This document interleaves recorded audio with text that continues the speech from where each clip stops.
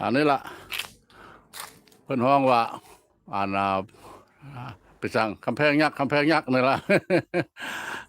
เพิ่นสร้างละสร้างมาเพื่อหยังนะบรรดาท่านผู้ชมถามมาละเพิ่นสร้างเฮ็ดหยังอืมเพิ่นละบ่ได้คนเว้ากำแพงนี่ล่ะคนรุ่นหลังลงมานี่มาค้นพบ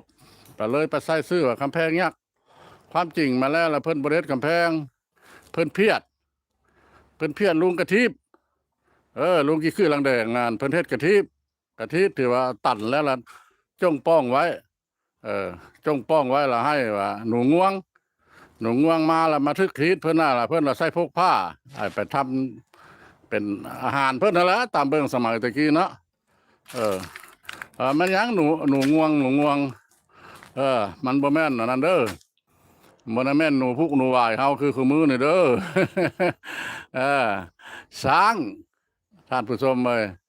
ช้างแล้วเพิ่นฮ้องหนูง่วงเพิ่นเฮ็ดกระทิบใส่ช้างช้างแล้วก็คือหนูง่วงแล้วล่ะการบันทึก